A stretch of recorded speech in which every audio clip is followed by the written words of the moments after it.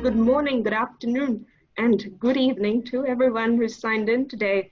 And here's a very warm welcome to the first webinar for 2020, hosted by the Emerging Professionals Working Group, or EPWG, as we're often known, and our mentors. Now, today's session will feature the subject of heritage futures, presented by Professor Cornelius Holtorf, who holds a UNESCO Chair in that subject and whom many of you will already know.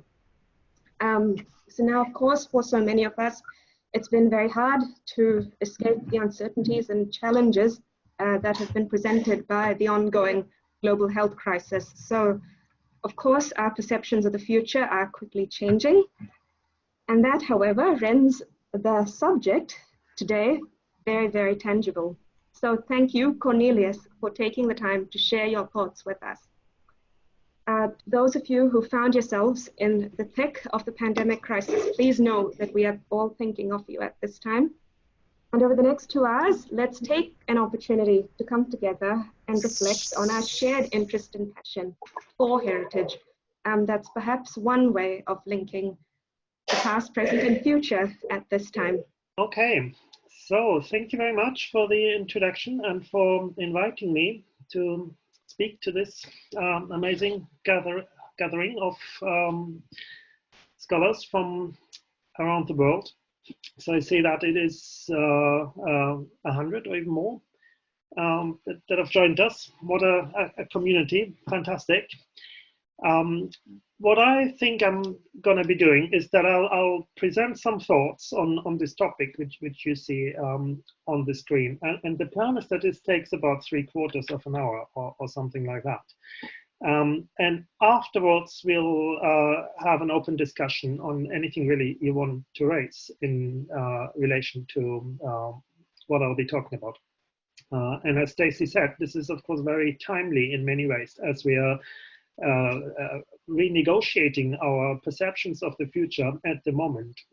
Things have happened over the last few weeks that not many people thought are even imaginable, to put the whole world on a pause somehow. But this has happened, and we're in the middle of it, and we reevaluate how we see the future, what might be happening.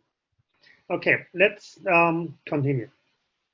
Okay, so the topic, heritage futures, and I used the phrase from the invitation I saw. What does the future hold for heritage?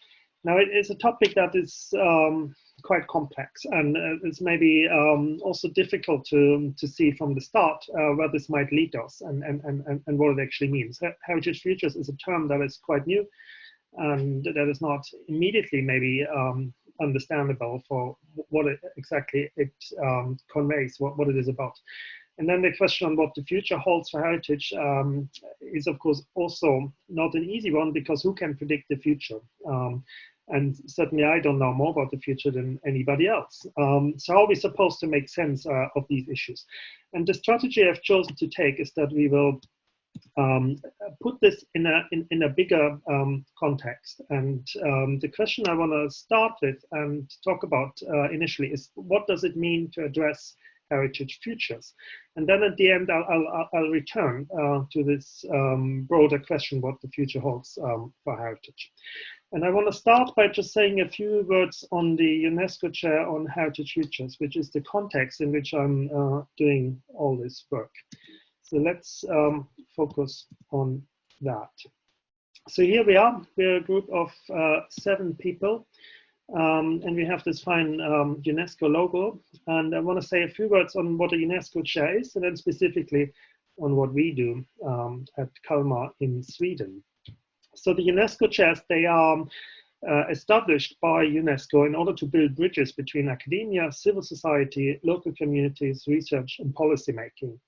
So it's a wide net of different stakeholders that are supposed to come together through the work of these chairs.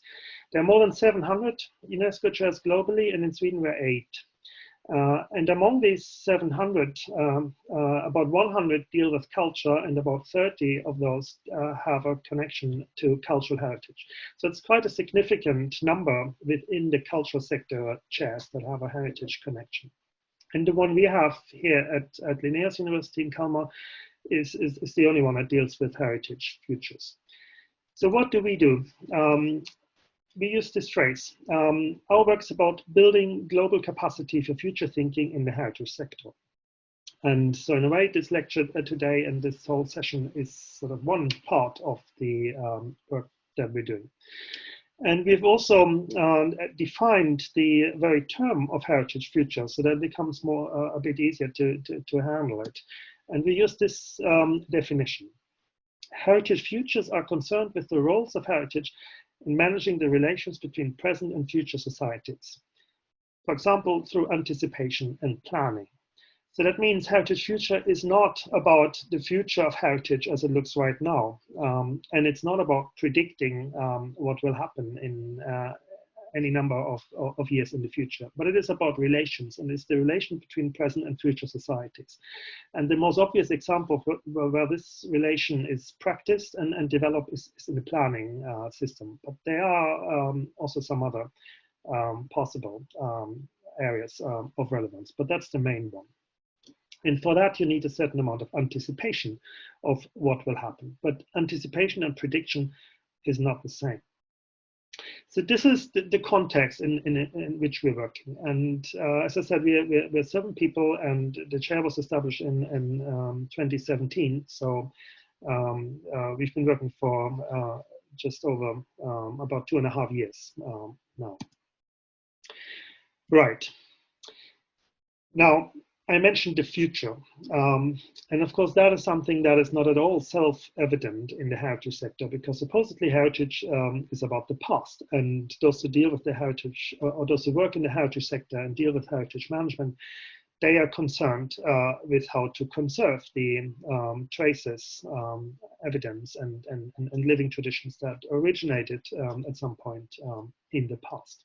So where does the future come in? And in order to address that question, and that's sort of the main part of the presentation, I want to answer 4 questions, and you see them here on the screen. Is the future relevant to heritage at all? Is the future knowable at all? What are the needs of future generations? And finally, maybe are we already addressing the future? So what is needed now in order to do justice to these issues? So let's start with this first question. Is the future relevant to heritage?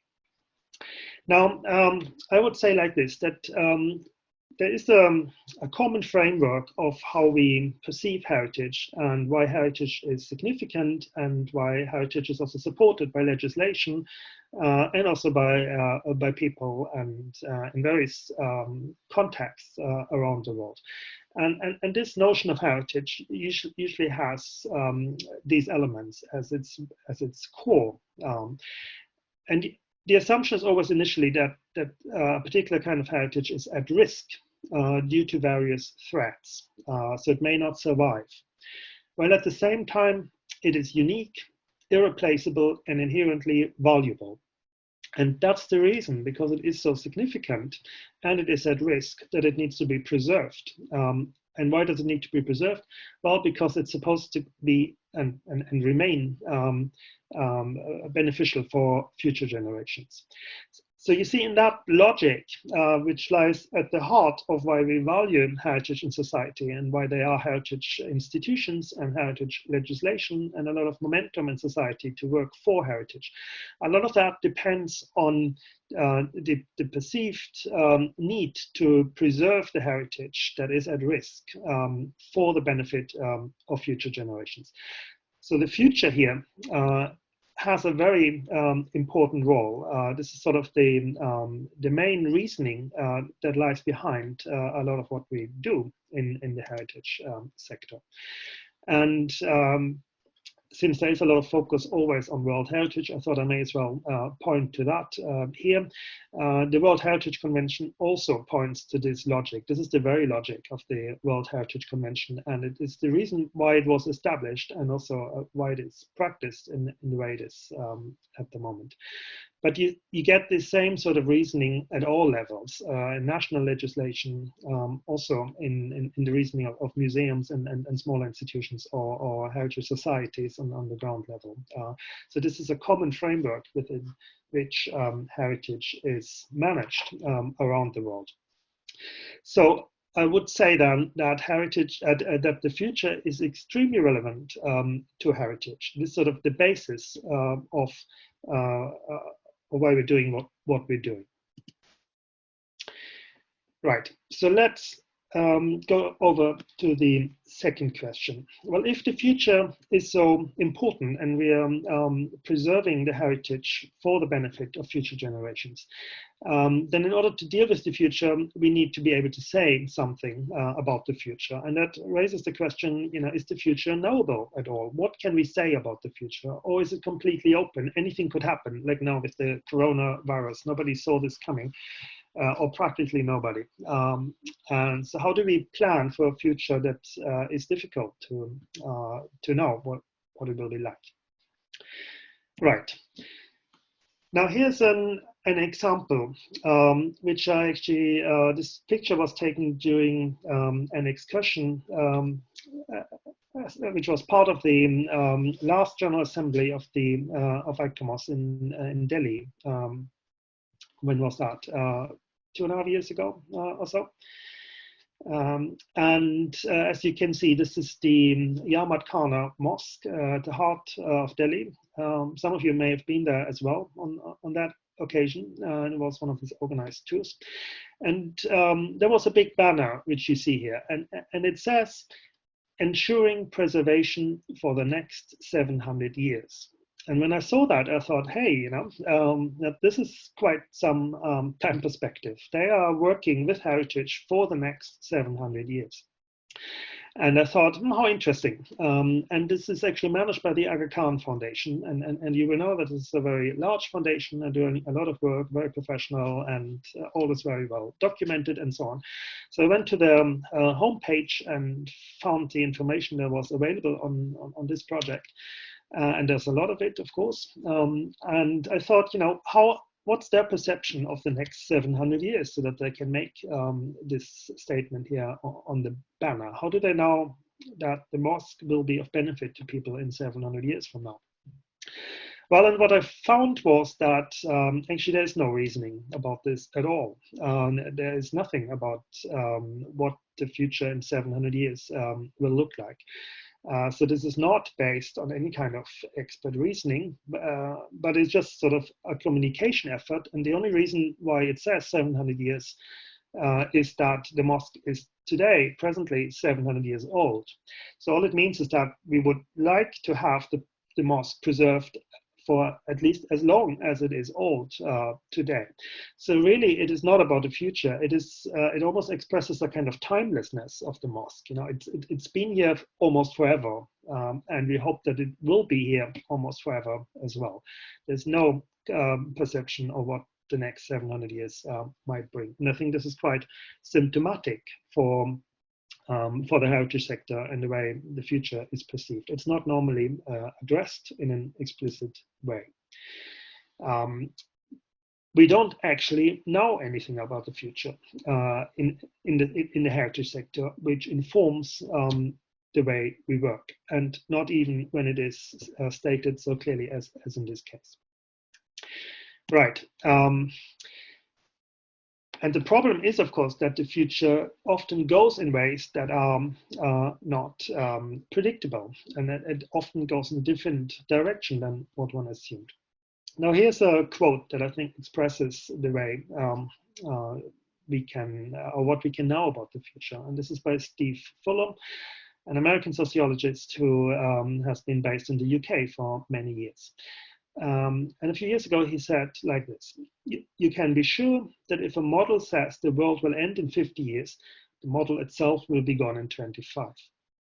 I think that's a very clever way of putting the fact that it is very difficult to plan for extended periods in time, as the model on which the planning is based is also susceptible to changes. And well, where does that leave us? It means that it is very difficult to plan for the future, and yet we are preserving the heritage for the benefit of future generations. And what that often leads to in practice is that we employ a kind of presentism. So we, for lack of knowing anything better, we assume that most things will stay the way they are now.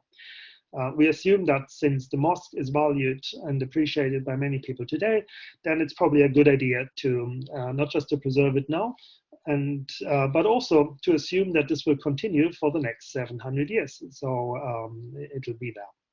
The policies we use, including the World Heritage Convention, doesn't really have they don't have a very clear time perception.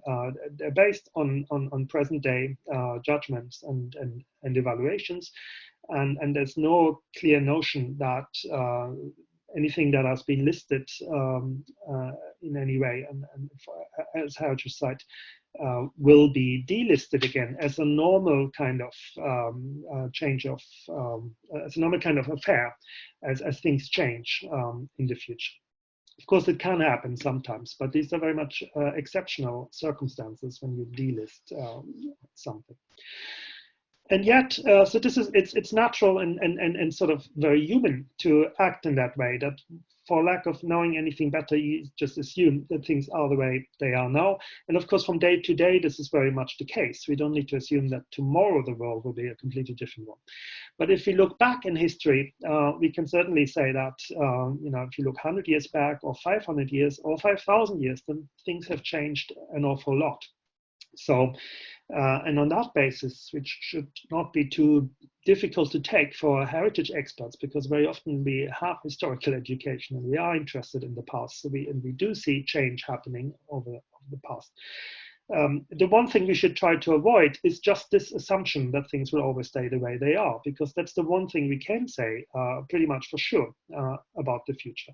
And that's why I wrote here, we must avoid presentism, even though that's sort of a human reaction to this dilemma in which we are, that we have difficulty assuming what the future will bring.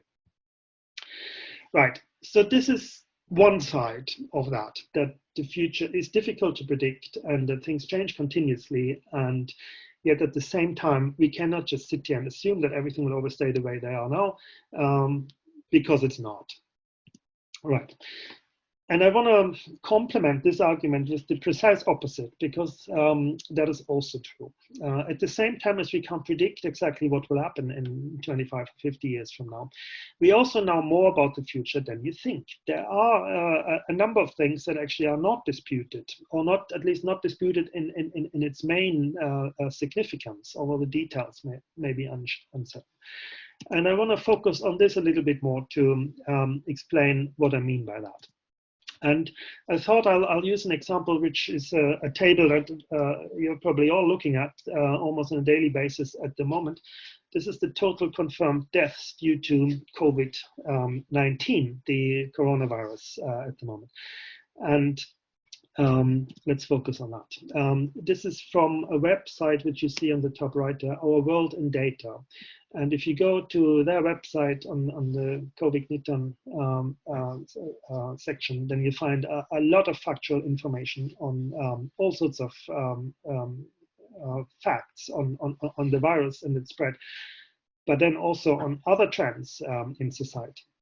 Now, what I've done here, I've picked out some countries that have at the moment show a very different kind of development. This is just to illustrate the point I want to make. You can on the original site, you can choose any country you want.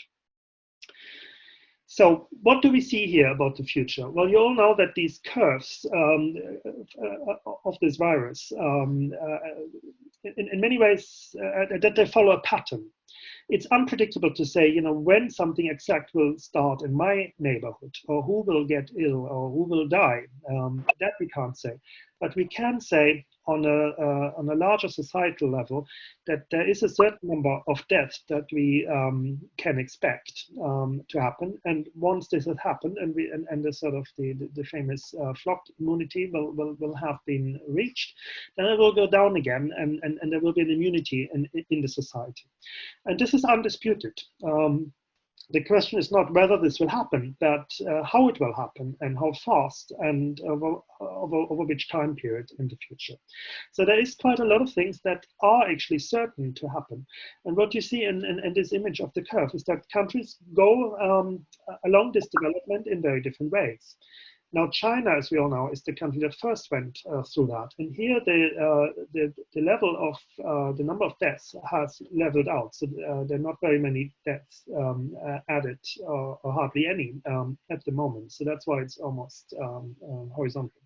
But in other countries like Italy and Spain, there's a dramatic increase every day of dead people at the moment.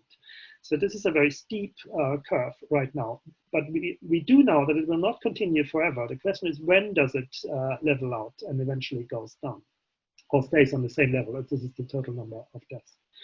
And we see in Iran where we also see a level up, but it's not as steep. And in South Korea, where it's even flatter, and they've had very few dead people, because they have a particular strategy where they could break this trend. And the US started late, and it looks like this will also be a very steep curve, but we can't see it on the statistics here quite yet. So what I want to show by that is that we do know for every country in the world that they will follow this trend, even though we don't know exactly how this will play out in the society. So there are things that we can say about the future. In this case, we're talking about a year ahead or something like that. And as I said, this is one example that is on our minds at the moment around the world. But there are similar trends in many different parts of society. And that includes, for example, all kinds of demographic patterns on not just number of populations, but also certain age groups that in many parts of the world people will be older and live longer, healthy lives in the future. And we know in which part of the world people will increase, the number of people will increase particularly, and that's Asia. And we know that more and more people will live in cities rather than in the countryside. So there's a whole range of trends that are actually not disputed. And at least for the next 30, 40 years, you can make predictions like that. That doesn't mean you know in detail about every individual, but you do know the big pattern.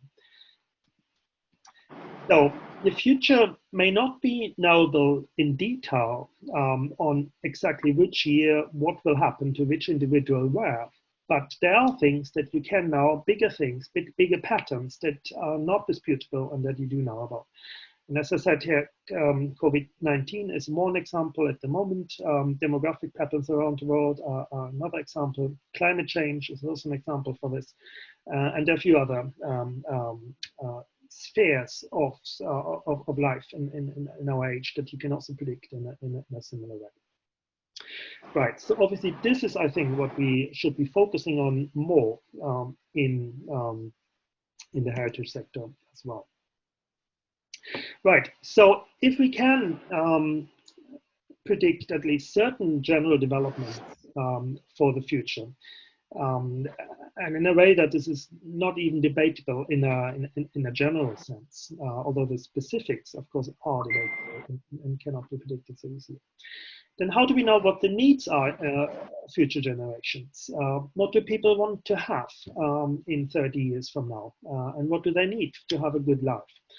And that you need to know, because if you want to preserve the heritage for the benefit of future generations, then you need to know what is this benefit.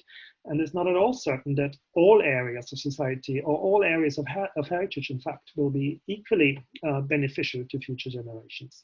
And in some cases, it may be beneficial if some heritage doesn't survive. And that discussion, for example, we haven't seen at all in the heritage sector. Which heritage maybe is not good to survive for the future? I'm not saying it definitely it needs to be an awful lot or it needs to be a particular kind of heritage, but I want to see this discussion. What do we have? What do we want to have? And what do we need for the future? and what maybe we would rather doesn't exist in the future. Right, so here's one example for something that we've all seen before, and where a large number of experts from around the world has come together some time ago and decided on, here are some priorities. These are what we, or what this group, what the United Nations decided in 2015. These are sort of the 17 priorities. This is how we define, how we perceive the needs of future generations by 2030. Now, 2030 is not all that long. It's another 10 years. But it is long enough that it's difficult to predict the details of what the world will be like in 2030. And yet, here is a list of 17 general points, and then any number of sub headings and indicators and so on for each of these goals. Where there is a process in place that that works towards these perceived needs of future generations. And now heritage is mentioned, as you know, under goal 11. But what I'm saying is that heritage could probably make many more contributions to very many of the other goals. If we sort of get into a mood of assessing, you know, what does, for example, quality education, what does quality education go for, require in 10 years by 2030 from the heritage sector? How can we make a valuable contribution to that? Now, I know that at the moment, UNESCO and also ICOMOS to some extent are involved in a lot of work in order to promote culture generally and cultural heritage specifically to address these issues. But what I haven't seen is that in this work that one sort of defines the future needs first and then sees how we can contribute to that. I think we very often start with what, for example, to stick with this goal 4, what education requires today and what quality education is for us around the world. And then we see how heritage can make a contribution to that. But it is not necessarily the same as in 10 years from now. And that applies to all of these goals. So I think here are needs for future generations that we could become better at addressing explicitly. Now let's give you one specific example for what I mean. And I thought I'd return to the COVID-19 issue because that's what we're all thinking about these days. And I've started to think about, and this is really work in process because it happens like literally yesterday, you know, what are the lessons of all the changes that we see happening in our the changes for the futures that we see happening, emerging now in response to the COVID-19 crisis. Which of these challenges could be addressed with heritage? Now here's a list of, which is not complete, but which is some major issues that came to my mind. These are future needs that we perceive today in the light of what we're going through at the moment. And they're very far from our daily reality in the heritage sector. For example, I think it's obvious that all countries in the world probably will need to increase healthcare resources in order to be better able to address such challenges in the future. We also need to improve state crisis management. You know, who controls, how are decisions made, how can this be improved? We need to strengthen collaboration and solidarity on all levels, both between countries, but also within each country and between different communities and between different professions. How can we all assist each other in the best possible way in order to minimize the terrible outcome of this crisis for some of us? In the educational sector, we see that pretty much around the world, universities have changed towards digital models of delivery. How can we optimize that? And in fact, the fact that we meet like this on Zoom here today is an example that we've already come a long way. There is software available that actually allows people from around the world to join up and discuss issues of mutual interest with each other. But how can this be optimized? How can we make it possible for even more people? How can we make it even better than it is at the moment. And this applies to educational sector, but also to communication separately. And it may very well be that a lot of the physical meetings in the future, after these few months at the moment, may never return to the frequency which they have before. In many contexts, we may have seen that actually it works just as well with technology, with digital communication techniques. But we may have to adjust them, make it even easier for people to use them, and maybe even find some way to address this issue with the time difference that is often a challenge. We also see that there will be very drastic economic consequences of the way everything is shut down, and some sectors have come to a complete halt, like the tourism sector. So how can we advance recovery of this as soon as it's over? We need to think about how to expand social safety nets, because in some countries people don't have employment benefits, for example, or other support they need to keep them going when they lose their jobs or their incomes. And we also may need to reconsider our responses to climate change. We've seen how the current lockdown affects the amount of CO2 that is being released in the atmosphere. And we may be able to implement more drastic measures in the future, as we see now that which effect it can have, and that it is actually possible to do that. So here we have some future needs for maybe over the next 10 years or so, a similar time period, that become very clear in the crisis at the moment. And I think the challenge for the heritage sector would be, how could we make contributions to any of those?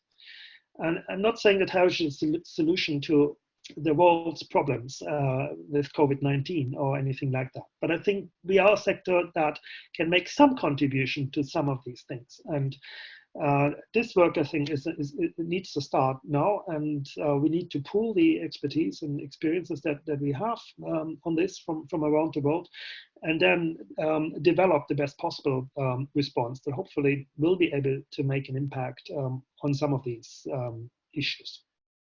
So that's my concrete example, and I think it shows both a need, but it also shows a potential for the sort of questions that we could be asking and maybe should be asking in the heritage sector right now.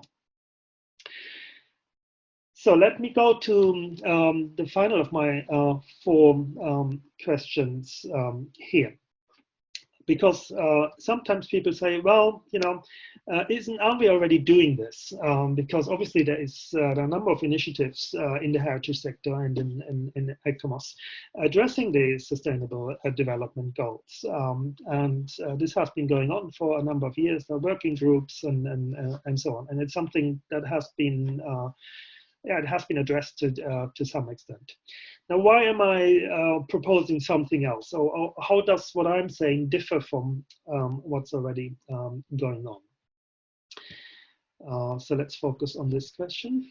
And as an example, I want to look at one particular document, which is the Sustainable Development Policy of the World Heritage Convention.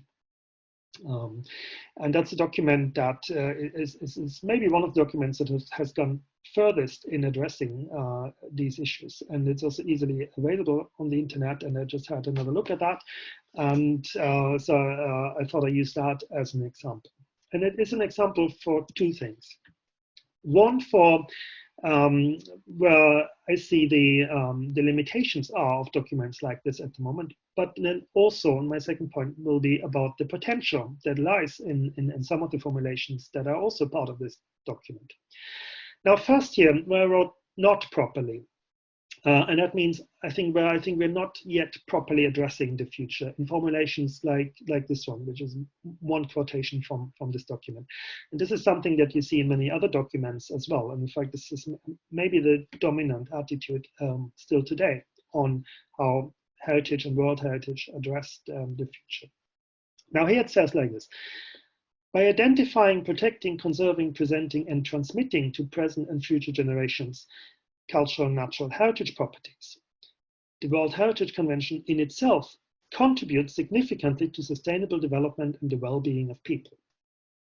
Now you can see the logic in that. Now the first part of the sentence is a direct quotation from the World Heritage Convention. So this is the aim of the World Heritage Convention, and this is where it actually expresses the connection between the work that is being done today and the future generations. This is the same part of the World Heritage Convention that I was referring to early on as well. And in the second part of the quote, it says that just by doing what the World Heritage Convention says, so just as it's quoted here, this alone will already contribute significantly to sustainable development and the well-being of people. And that includes the well-being of people in the future. Because it's assumed that this work of conserving what we value today will also benefit future generations, as they may value these things in similar ways. They will be able to tell stories about the past and to appreciate the heritage in ways that we can relate to today. So that basically the logic of today will continue into future generations. And I'm not saying that this is necessarily completely wrong, but I would say that this is not enough, because it is basically very firmly linked to this idea of presentism. It does address, it does assume that the future requires and will be significantly advanced by assuming that the future is like today in significant ways. By just business as usual, we will make a significant contribution to the future as well. And I think this doesn't go far enough. This will not help us and actually meet all the needs that we could be addressing for future generations 10, 20, or 30 years in the future. Right. But there's also hope. And as I said, there's also potential in documents like this. For example, here, there's a little bit later on in the same document, it says that sustainability means applying a long-term perspective to all processes of decision-making within World Heritage property, with a view to fostering intergenerational equity, justice, and a world fit for present and future generations. So you see, here, they open up exactly the sort of question I was asking earlier. They ask for a long-term perspective related to all processes of decision-making. They're talking about intergenerational equity and justice and a world fit for future generations. So we see that there's an opening for work into the direction that I think we need to go in much more.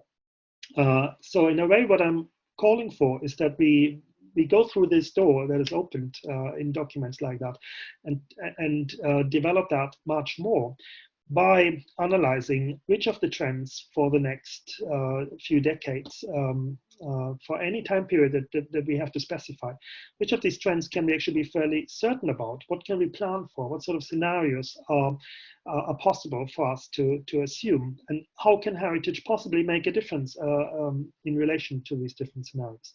And that, of course, is a complicated debate that will need to include all of us around the world and many different disciplines. And it's not an easy question that any small working group could decide on.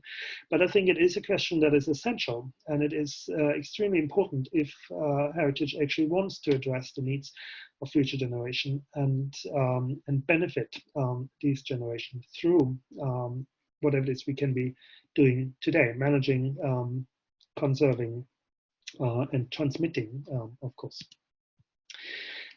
So these are the four questions I addressed here in this presentation. So I said that the future is extremely relevant to heritage because the whole logic of heritage management rests on this assumption that it needs to be rescued and preserved for the benefit of future generations. I said that the future is difficult to know about because a lot of the things we cannot be certain about, and we know that things change and may not correspond to our expectations today. But at the same time, we also know that there are trends that we actually can be a little bit more certain about. There are certain general developments that we already see happening and that follow certain patterns that we can see. And are not all that disputed among the experts who are mostly dealing with them. So what are the needs of future generations in relation to these trends? It is possible to focus on some of these needs, to put them into concrete phrases, as has been shown in the Sustainable Development Goals, even though they don't go maybe as far as one could be going. And I gave the example of the current crisis and what sort of future issues we see or we expect at the moment may come out of it. And they could prompt us to start thinking about the contribution heritage could be making in that direction. And I said that we're not sufficiently addressing such futures in the heritage work at the moment, even though there are signs that the question gains more weight in relevant documents, for example, those related to sustainable development. And I should also say that the discussion about climate change also goes into that direction. And risk prevention. I think these are probably the three areas in heritage at the moment where this discussion has come the longest: risk prevention, sustainable development, and climate change. But I think there's scope in other areas also to think more about this. This is really all of heritage that should, to some extent, think about which contribution it could make to the benefit of future generations. Right, and if we now, sorry, this was wrong button. So here we are. If we look at the whole picture again, and I said at the end, I need to return to the question that we were posing at the start. What does the future hold for heritage? Then I would say this at the end. Heritage can have a bright future when it competently contributes to meeting the needs of future societies. And in order to be able to do that, it needs to develop this competency, and it needs to have a process in place where it discusses within its own area, but also with outside experts on what that means to take this issue seriously. How do we apply our expertise and competency and what we can say about the future to our practices in the best way? And this is a long and complicated process, and there are certainly no easy suggestions for that. But I think that's the challenge that we need to enter into much more than before. And this is what will mean that if we're successful in that, it will mean that we, as a heritage sector, can have a bright future for a few more decades or so. If you want to know more on what we do in Kalmar as part of the work of the UNESCO Chair, then here's our webpage. So please do go in and check us out. And there are some annual reports and a number of documents that we've produced where you can get ideas on how we've been working on these issues. Okay, there we are. Thank you very much. Let's have some discussion.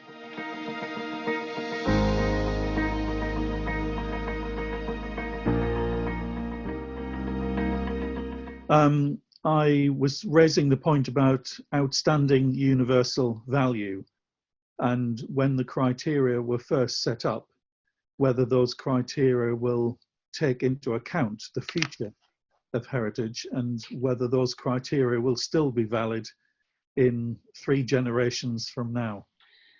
Well, exactly. I mean, this is the question, isn't it? Now, I realize that on this group, there will be some people who are much more part of the World Heritage what do you say, the World Heritage group of people. But from what I would say is that no, the convention doesn't address that. I mean, this idea of outstanding universal value really means that it is timeless. There is no perception of that, that it could change over time. And I'd like to make 2 comments on this. One is that obviously, as we know, that the heritage sector has gone through a process of accepting that a lot of it comes from a European intellectual background, and certainly you may even say Eurocentrism. which is reflected in many ways in the work of the convention. But it has also been addressed for some time. It's not a new question, and there are mechanisms in place to try to avoid that as much as possible. And one of the discussions, very interesting discussions that we've seen in this context, started in the 90s and led to the NARA document, which was about cultural diversity. And so there is certainly a perception in the heritage sector generally that judgments and values and significance of heritage is culturally sensitive and depends on which context, where you are, what sort of values you may use, or how you judge certain sites. So that is not a new issue. And it's, even though it's taken a long way to that these ideas found their way into the work of the World Heritage Convention, but it's on its way, it's there, it has been realized. However, the same issue has not been addressed concerning change over time. So we realized that in space, things are different depending on where you are, but we have not incorporated into the convention that things in time will also be different, even though we should know better than that, because we know that heritage values, even in Europe, were not the same 100 years ago as what they are today. And if you go even further back in time, it's even more obvious. And that, of course, also applies around the world in any kind of context. We are the sector that is very well competent in historical development. I mean, that's sort of the core of the discipline, or the many disciplines that we represent. And yet we find it difficult to perceive that things may change in the future in very drastic ways also. So that's one answer. I think we do it. This is exactly the problem, that when we say outstanding universal value, we mean it's a timelessness rather than taking on board that things will change. And the other aspect I wanted to raise is that I've been traveling a bit with people who are very experienced in the World Heritage work, and have been involved as consultants in different projects and so on. And when you sit together in the evening and talk about the day, or sit in the bus and reflect on what you've just seen, then the one thing I've learned is that inevitably, there will always be, in every group, after every visit, there will be some people who will say, now this site we've just looked at, this would never become a World Heritage Site today. That's the one topic that always reappears. And it shows that among the people who are best informed, they already noticed that, over the past few decades, things have changed in how we apply the convention, how we make judgments, how we learn also new things about the significance of heritage, how this affects our judgments. And there are many sites that probably wouldn't be listed as World Heritage Sites today, but they are on the list because they were listed at some point. And yet we have no mechanism to remove them, unless, as you know, in very, very exceptional circumstances, which is not really what I mean here. So, very good question. I think that's exactly the heart of the problem in relation to the World Heritage Convention.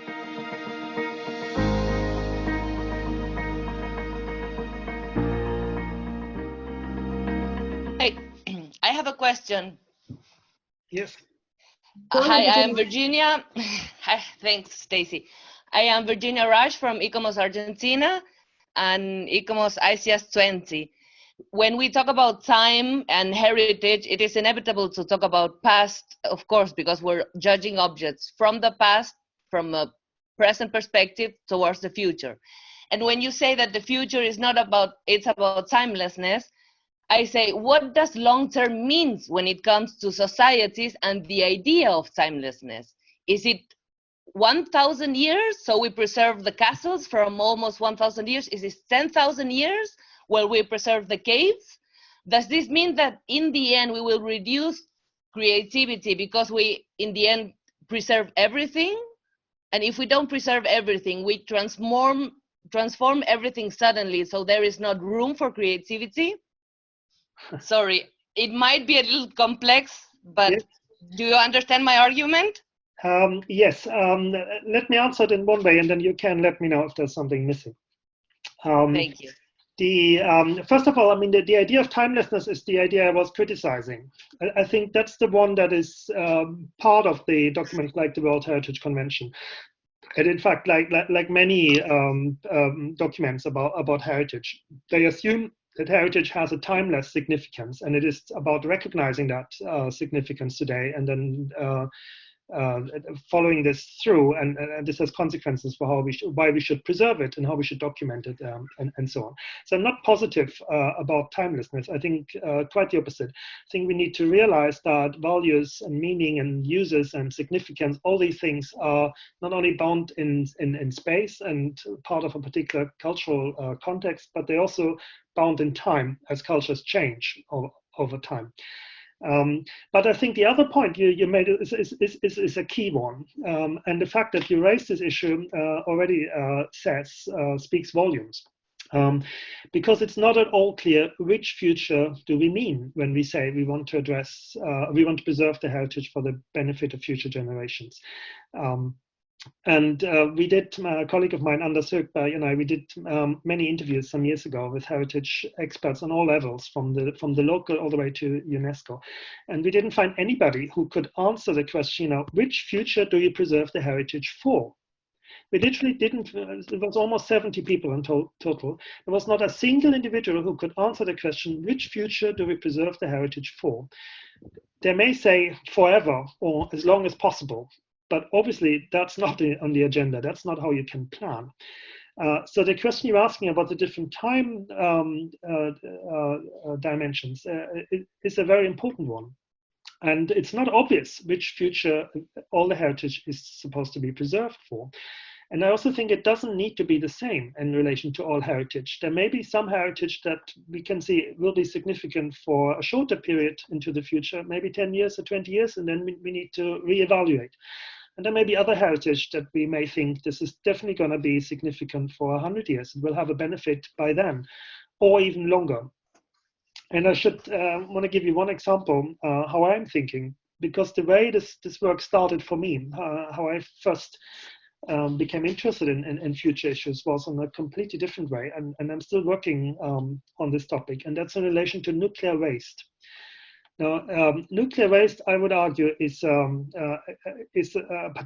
very specific kind of future heritage. It's part of the legacy that we leave behind today, and it contains not just health risks, obviously, but it also contains any number of information about our society and the way this waste is managed, and also what it stands for, what it has meant in the development of 20th and 21st century societies. So nuclear waste is a particular kind, very unusual kind of cultural heritage, and the challenges that the legislation around the world poses on those who are handling nuclear waste and those who are charged with taking care of this material. The challenge is that the information about this material needs to be preserved, and the material itself needs to be preserved for up to 1 million years into the future. In Germany, that's the regulation is 1 million years. In Sweden, they work towards 100,000 years into the future. And in the US, the current policy mentions 10,000 years in the future. So this is the time period. Yes, and which is huge. And I'm not saying that all heritage needs to be preserved for 1 million years into the future. This is obviously a very strange idea in our context, because we don't even know if there will be Homo sapiens around in 1 million years from now. But what I'm saying is that, exactly. Look, there are parts of society where there are very many clever people, highly educated engineers who have for decades worked with a lot of expertise on how to preserve information for 100,000 years or even 1 million years. We can't say it's not possible to address these time questions. It's not easy, and they don't have any easy answers either, but they have made progress, and they can define some of the difficulties, and they can say certain things that one can rely on and other things one cannot. And that will be the same in all sectors. So there is room to work with these issues. And maybe the first question one needs to address is, which future do we actually mean when we think something is significant and needs to be preserved for the benefit of future generations? Do we mean 5 years, 50 years, 100 years, 500 years? And probably not anything longer than that in the heritage sector. Can you hear me? Yes. Okay. First of all, thank you very much for your talk and for all the input from the other participants of this very interesting event. So my question concerns a term you used in your talk. It's about the presentism. And I'm wondering, because I have the impression that it is a very, it is a very strong term to describe our current awareness of the overwhelming past and the threat of future. And I would like to ask if you could elaborate a little bit more your understanding of presentism and in how far it is affected what became maybe in the near future a heritage. I understand about presentism, but I'm not sure I understood the last bit. How it affects the heritage in the near future? Yeah, because we talked a lot about how we have to preserve the current heritage, but is presentism, for instance, also important to understand what became heritage in the future? Right. Okay. Thanks. Well, presentism basically means that we don't appreciate the past or the future for the way in which they differ from the present, but that we assume they are broadly in this, the same as the present. So as we look back, then we see the past in present terms. And of course, that's been considered by historians and others, and it's sort of a methodological problem. How do we appreciate that the past was different from the present? But the same applies also to the future, and there it's not historians dealing with that, but it's more planning or to some extent future studies, and what they need to emphasize, and of course to some extent already do, is that the future is going to be different from the present, and that's why we need to implement strategies that differ from what we would be doing or what we think is right to do for the living world right now. So, and I think with the coronavirus, I think we see exactly this. There are certain things that we need to do right now, but there are other things that we need to learn for the future. There will be even more people in Asia and in urban contexts and so on, where there may be also the risk will be accelerated or it will be changing in a particular way, and that's the risk we need to address. Not exactly the situation we have today, because that will not be repeated like this. So, so the problem with presentism is that we're too much assuming that our own world today sets all the main parameters for how we should perceive other time periods.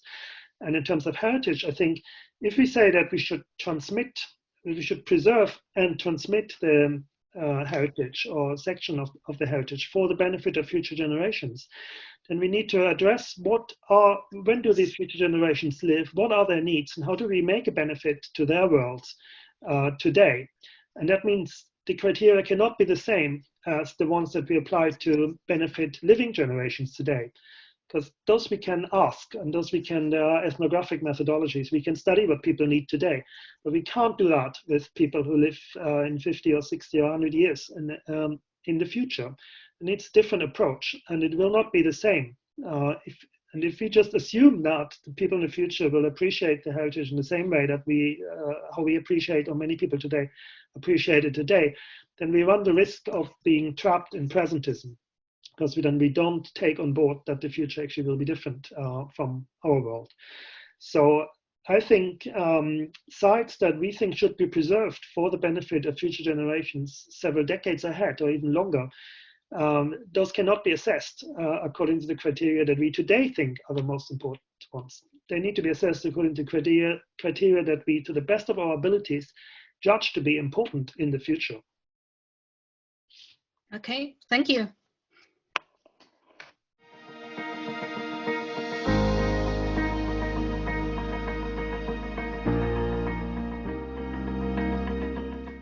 Okay, so her question was related to, I'll just read verbatim. After COVID-19, one of the future changes being talked about is the current global tourism model. Cultural heritage is an economic benefit in many destinations thanks to tourism. Will COVID-19 affect the conservation of World Heritage sites? And should we anticipate the possible change in the economic model of tourism and the management of cultural heritage? I think there are some people who have also provided feedback for COVID-19. Any thoughts? Yeah, I don't have it in front of me, but I think I understand. It's about tourism and economic recovery and the relation to heritage. Now I realize that this is one of the issues that has been addressed an awful lot, and in many places of the world, the main significance of World Heritage and heritage generally is in terms of developing tourism and generating income from that. And I think, I mean, in principle, this could very well be relevant now also, but I also think that it needs to be studied more in much more detail on the ground, you know, and in two ways. One is in which way, what's a specific strategy? What sort of tourists do we think will can be attracted in this future world we see? How will they, what will they be interested in? How will they travel? What are their expectations? And that's not necessarily the same as it was, because I think we also see that people will realize that travel patterns will change. We see that people notice that it is possible to live without as much physical travel. So are there different ways of traveling? Or when they travel, will they stay longer or will they go somewhere else? These are all things that are difficult to predict in detail now, but I think we will be able to see changes in the future, and it is part of everybody who works with tourism to try to understand that and be part of this process. But I think there's another aspect that is maybe even more important, because it's far from certain that it's who actually benefits from tourism. And there are many examples, also well-documented examples, that it's not necessarily the local people who benefit most from international tourism. Often we're talking about big hotel chains and airlines that are based abroad, and the local people do not always have significant jobs, but sort of at the low end of the group of people that benefits from tourism. So this may be another response, that you sort of change the way tourism is organized and the way the offers are produced locally, so that the people who expect benefits and who want to and should maybe benefit from this, that they will have a better chance of actually doing so. So it also needs, I think, structural changes. Now, so this is a sector that is well established, and I know many people work in that and have a lot of expertise in that. So what I think we need to do now, and I'm not saying it won't be happening, but I think heritage can make a contribution to that. That how will this change, and how can heritage make a contribution to this? Whether that's necessarily world heritage, whether it's necessarily the old ideas of conservation, of listing sites, or whether it's different notions of heritage, whether it's maybe people want to get more involved in practicing things. Maybe it's more about storytelling than about authenticity and national identity and symbolism that we see in a lot of heritage destinations at the moment.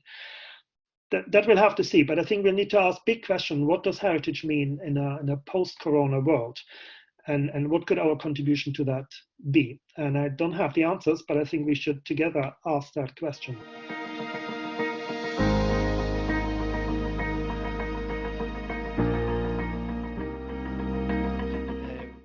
Once this blow over, we can go back to normal.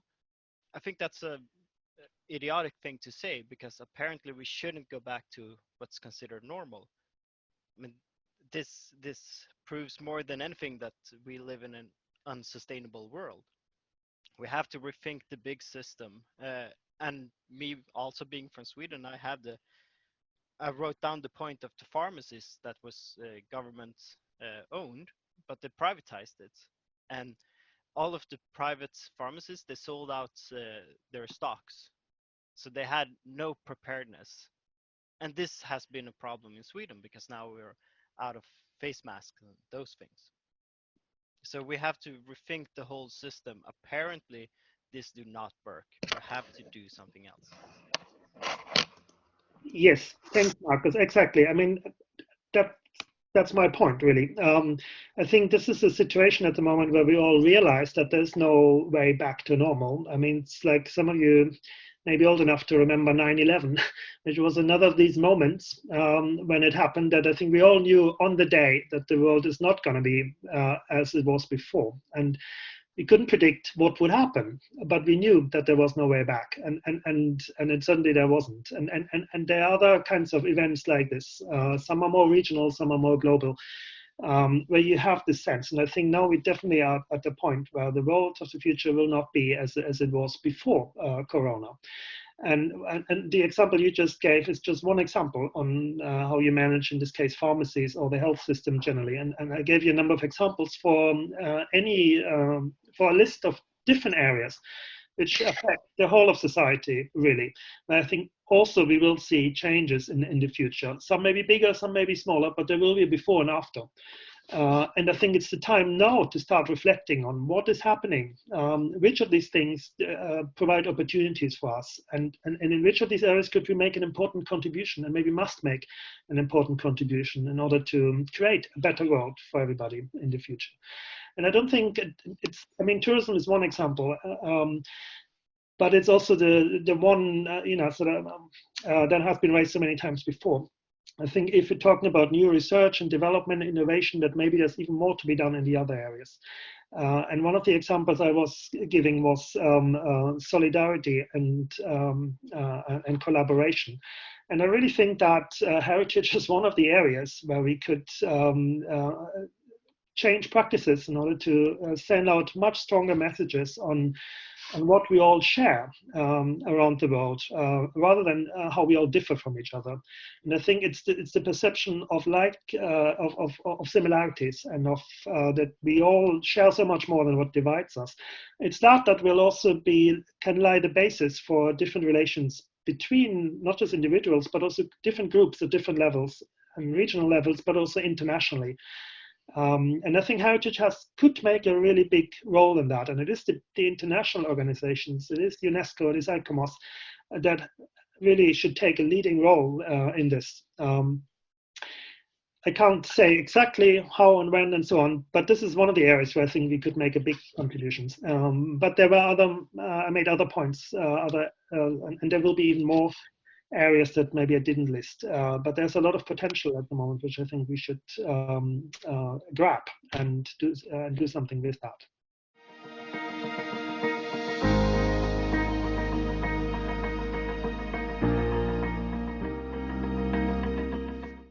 If I can just add to that, I think the point of storytelling, or the role of heritage and storytelling, is very vital in this time, and will continue to be going forward. There's obviously a big push right now to record and preserve and archive the response that we're seeing currently, but also there's an important tie to archival documentary heritage from the past. And I think it's really easy for us to feel that we're living in unprecedented times. We've never dealt with something like this before, whereas there's a case to be made of really putting this current situation into economic, political, cultural perspective of how it's been responded to in the past, and really an importance of primary source material to create that sense of solidarity with the past and with one another now. So I think there's a big importance of storytelling currently, and storytelling from the past that heritage can have a big role on. And I've been working with Memory of the World. They're putting out a statement, I think, next week about how the importance of preserving documentary heritage shouldn't be lost as we go forward from here, where budgets get than ever, that we preserve our response and we continue that continuity of preservation and digitization and access to that information going forward. Yeah, I mean, I agree. Storytelling is also it's not new, but it is also very powerful, and it's something that makes a contribution in many different realms. And I think in situations, using the example you just gave, I think we need to see that the significance of storytelling is not just about that we can gather data and information on perceptions and certain events in that way, although that significance is certainly also there.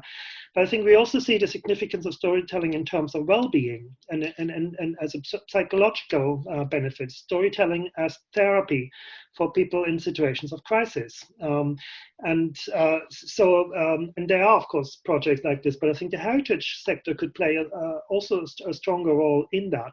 And I think it is fine if one of the values of heritage contributes directly to people's well-being, irrespective of what we may document about the past. You know, that's there too, but that doesn't have to be the main thing we are concerned about. I mean, if we're interested in uses of heritage and making a contribution to people's well-being today, then there may be a wide range of different kinds of applications than just what is connected to evidence and data and information and so on. I think you were getting into that a little bit there. So let's address well-being issues as sort of a key point of heritage rather than information about the past.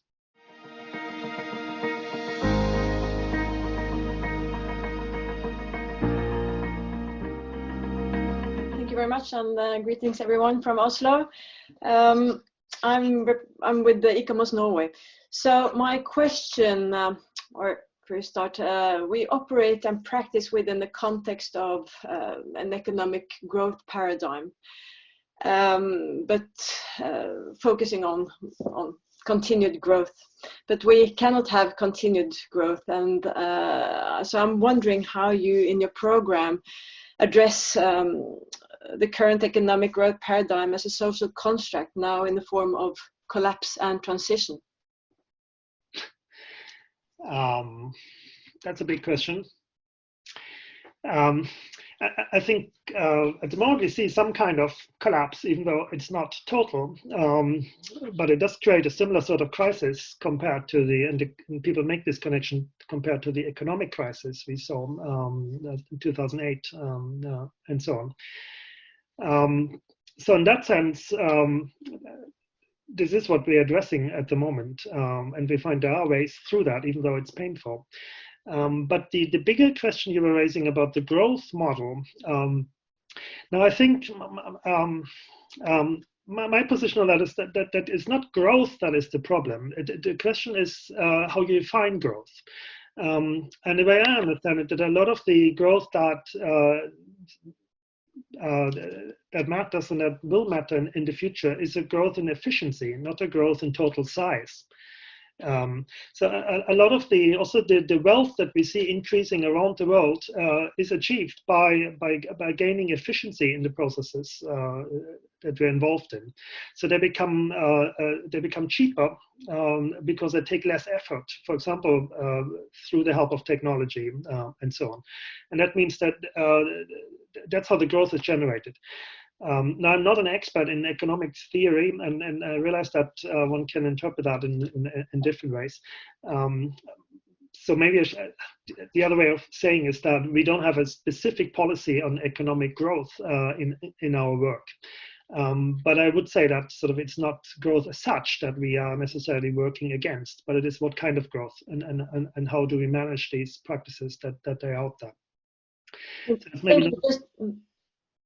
Thank you. Just a comment, yes, on efficiency. That has some, you mentioned equity previously, and efficiency may not necessarily lead to equity and just distribution. So it's also how growth can be more qualitative and contribute to regenerative practices. Well, absolutely, yeah. So and sure. So I mean, we do look at this is also something we certainly see today in the current crisis, and we probably see more over the next few weeks that this is a global dimension, and people in poor areas will suffer more than people in rich areas, and it's not the first time, but it will bring it home once again.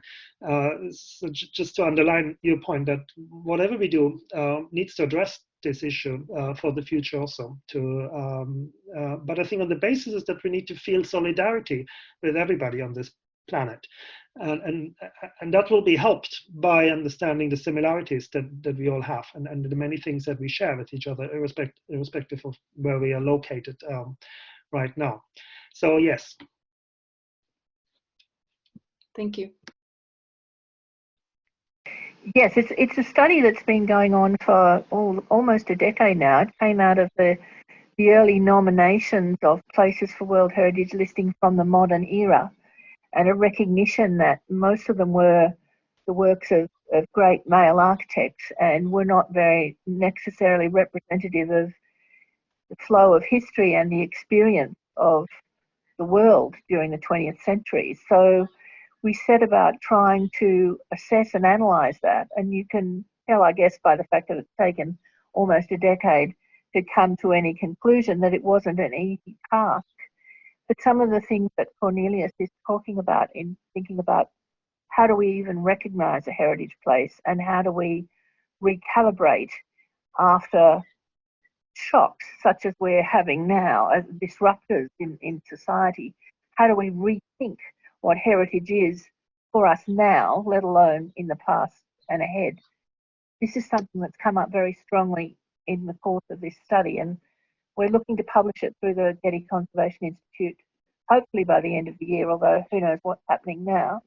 And we're looking forward to getting lots of comments back on it, although it's done the rounds of drafts a couple of times. I think people would find it very interesting to look at and to consider in their own work.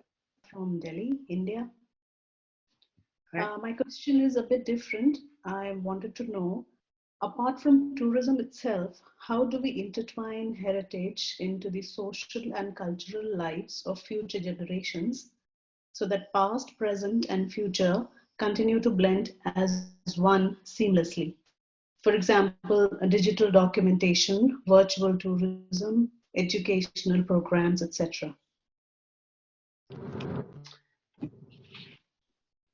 You're making some assumptions there. How do we?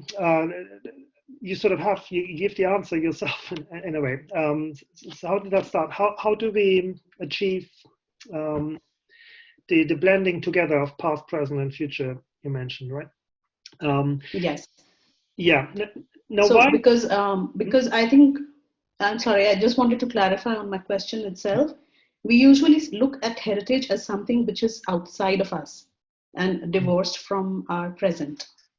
So which makes, you know, it makes it more challenging to preserve as well as to internalize the concept of heritage. It belongs to us. It is part of us. Our past is also part of our future, and it's also part of our present.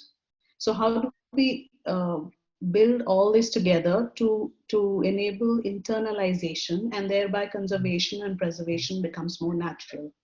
Well, I'm not sure that I agree with that. I think the way maybe I do you don't do justice to your point, so you can correct me later. But I get the sense that there's a risk in essentializing heritage. I mean, heritage is not necessarily always the same, whether for an individual or for a group.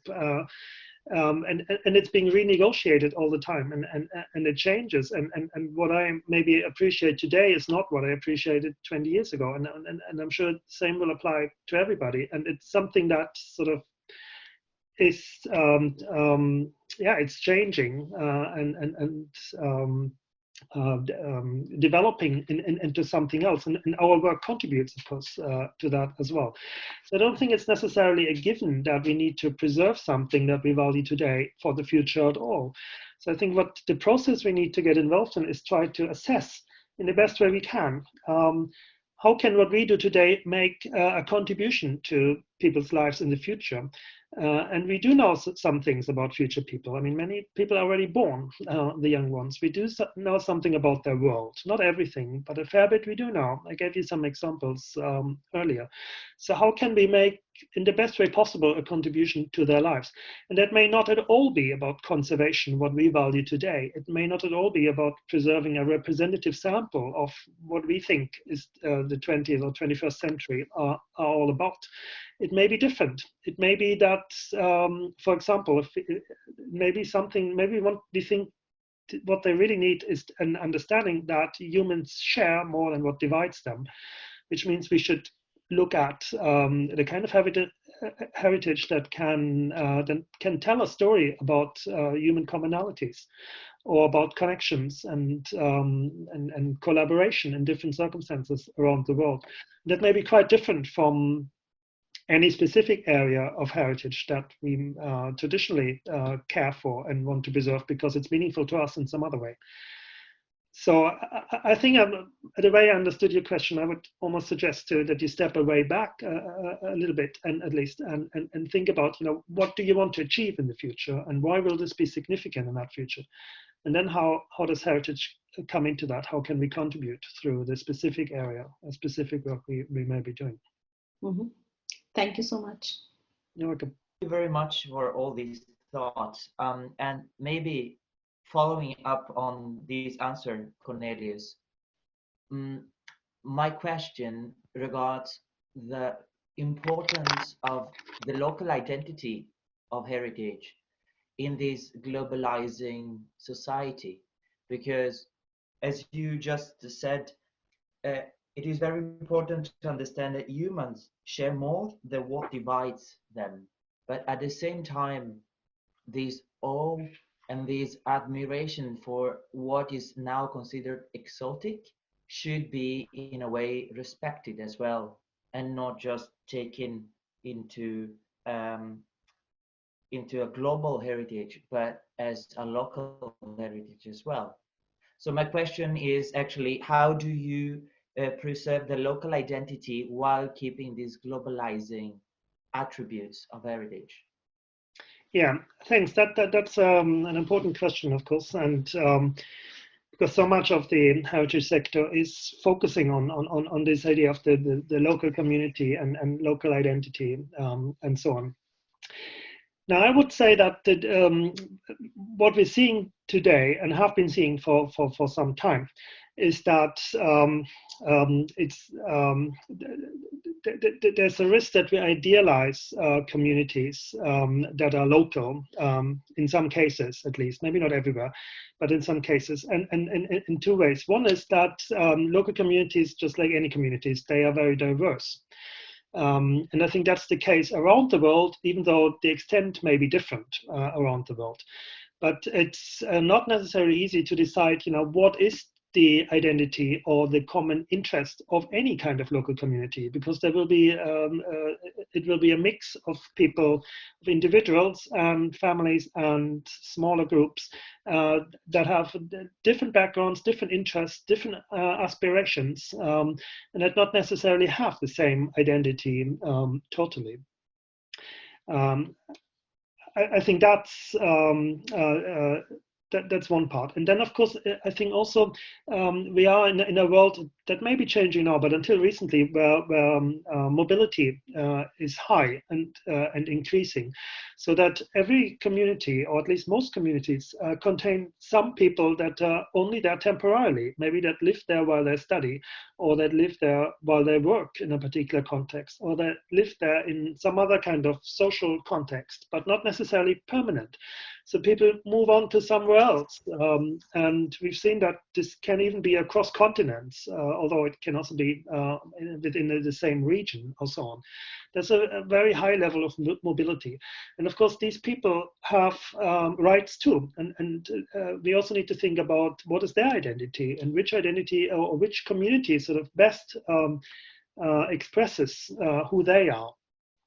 Now, what I want to say with that is not that there are no local communities or that one shouldn't think about their interests also, but that this is not necessarily an easy notion anymore. It's the polarization between local and global is not an easy one, and everybody is global to an extent, and everybody is also local to an extent because we all live somewhere. But that doesn't mean there's this contradiction that is often mentioned, because we need the global in our lives and we also need the local in our lives.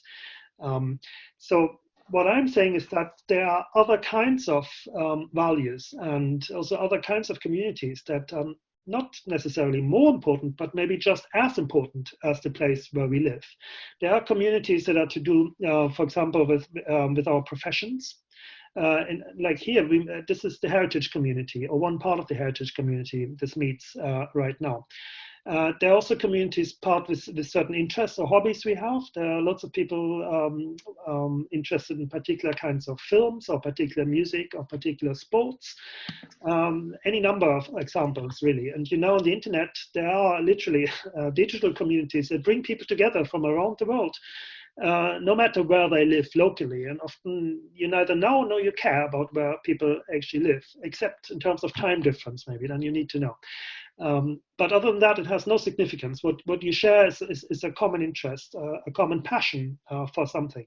And that's many different things than those connected to a particular geographical place.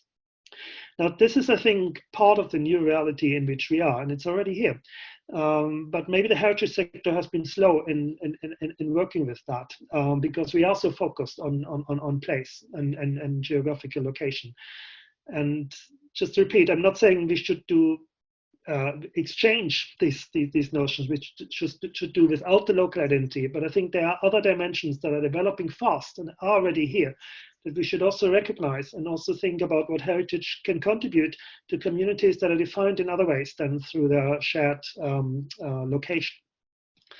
And there's a lot more work to do, and this is a whole different framework within which I don't think we've been done sufficient work at the moment.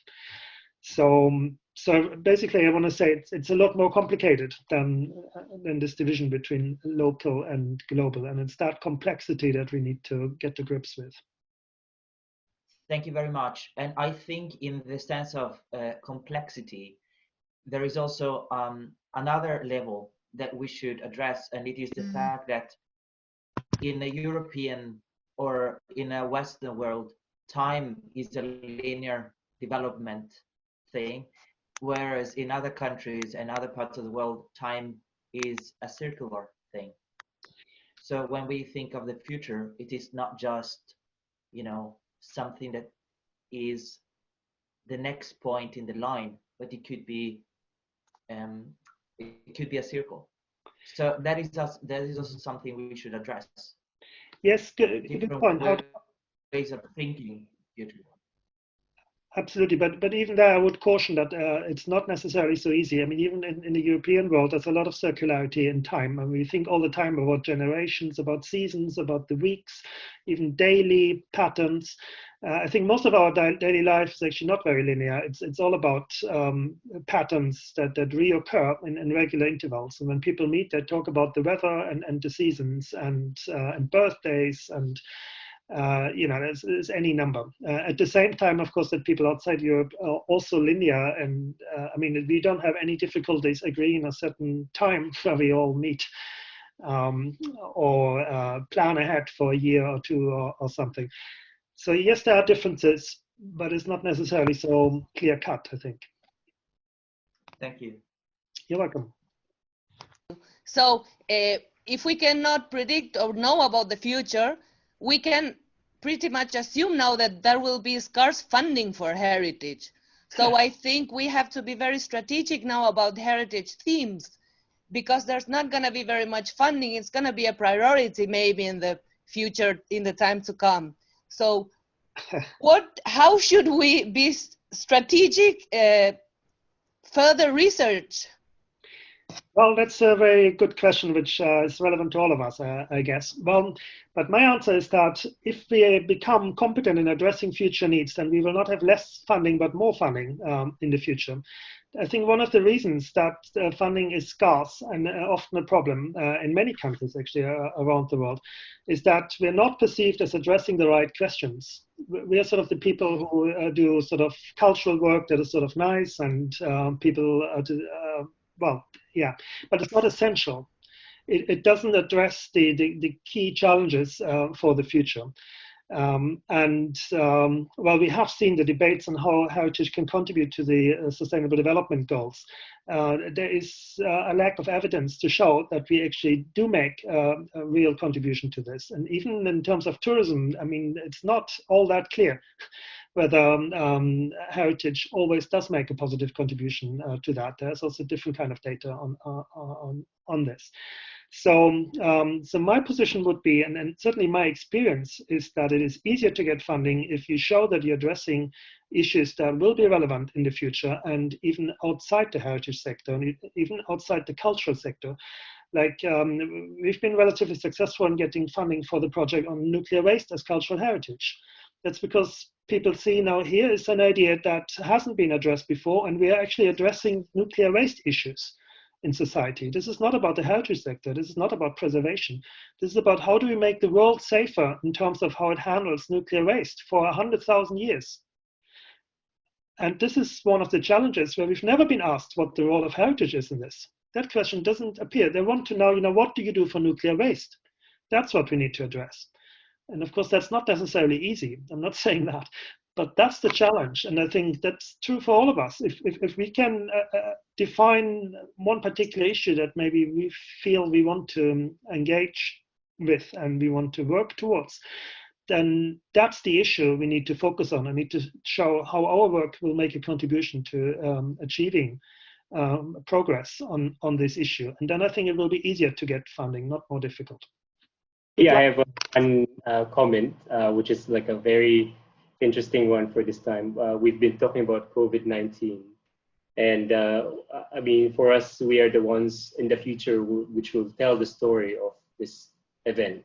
What is it? What is it going to be? Is it a story of death, or is it a story of triumph? And will it be nothing like the Spanish flu? Or in the future, what are the stories that we will say? We are not yet at the end, but we are those same people responsible to immortalize or memorialize what is happening now. Yeah. In a similar context,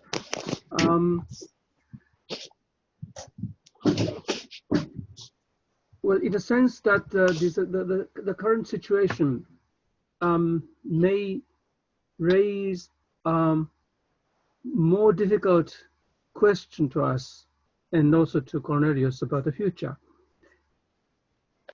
In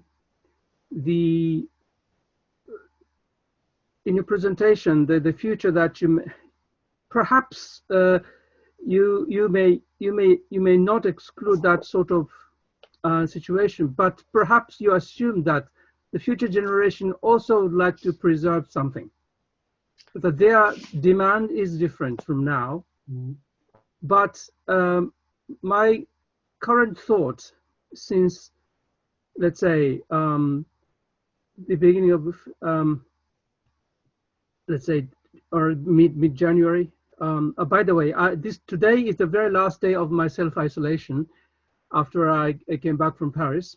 So it is, I've been really observing the situation. I've been traveling different countries during the last 5 weeks, 6 weeks, and it's a very extremely dramatic to see how the things have changed so quickly.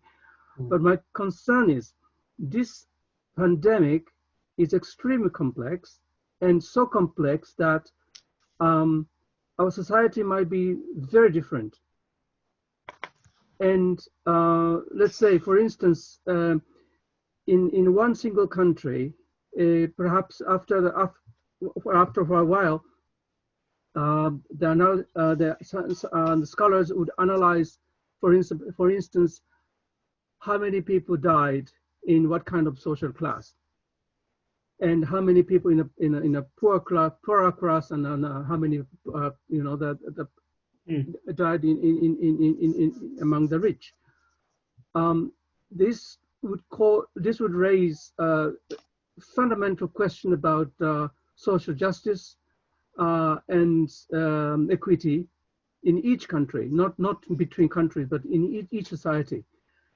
And my thought is that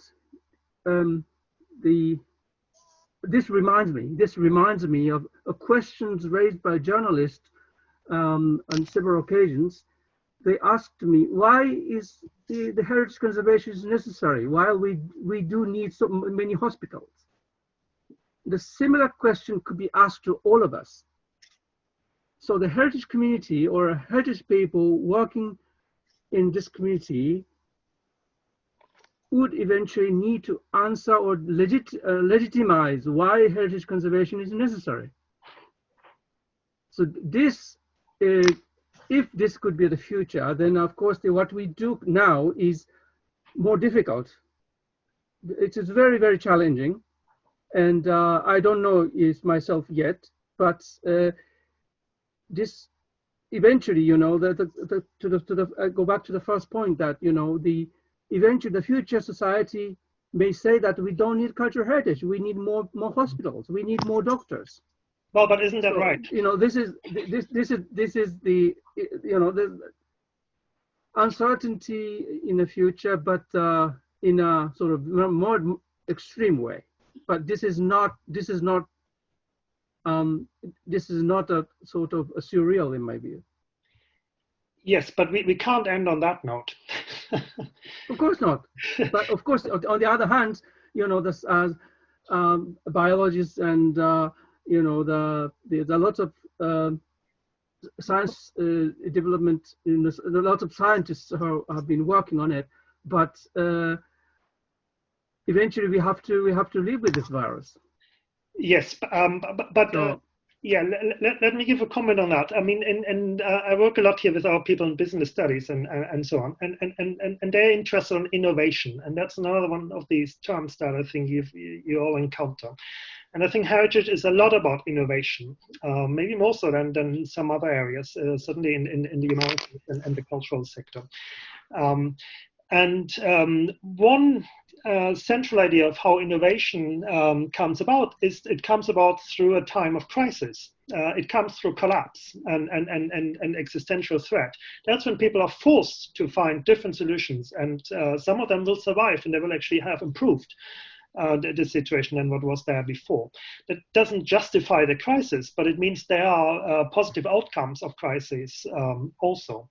Now, in the context of heritage, the example you were just mentioning, I mean, we can all see the doom that may await us as people realize that maybe hospitals are more important than cultural heritage, and will sort of lose support for what we traditionally have been doing and what we're good at. So maybe another way of putting that is to say that the outcome of the crisis is also that we will be forced to do work that is more relevant to society. Mm-hmm.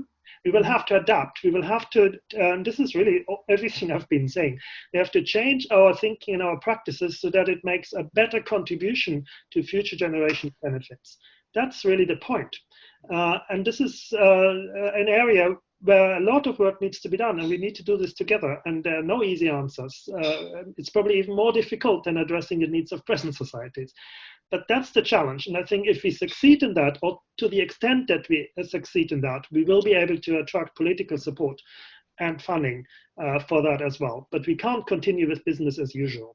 So I think that is a positive way of framing the issue you just raised, Toshi, that here's a chance for innovation and for becoming more relevant in society in the future. Absolutely, I fully agree with you. And that's why we need, you know, the more younger people.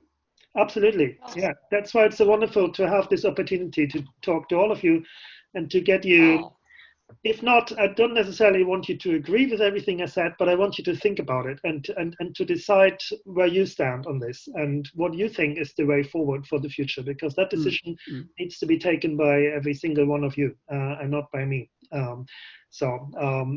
I hope you've found this stimulating and also provocative. Wow. And you go home or you go to bed or you go into the day, depending where you are on the day. And think what you yourself make of these issues and what you will do in the future or what your aims are going to be.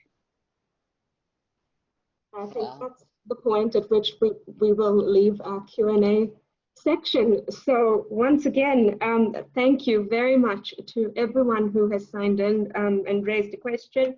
Thank you to our presenter for some really thought-provoking points, given the current situation that we've all found ourselves in some way, shape or form. It's been interesting that from nuclear waste through to travel and global health, I think we've covered some pretty vast theoretical ground from the comfort of our own homes and screens over the past 2 hours or so. So once again, that's really due to everyone who's taken part in this conversation. So at that, have a great rest of your weekend, everyone. Take care And a big thank you to our mentors who always and continue to support the EPWG. So that's all, folks.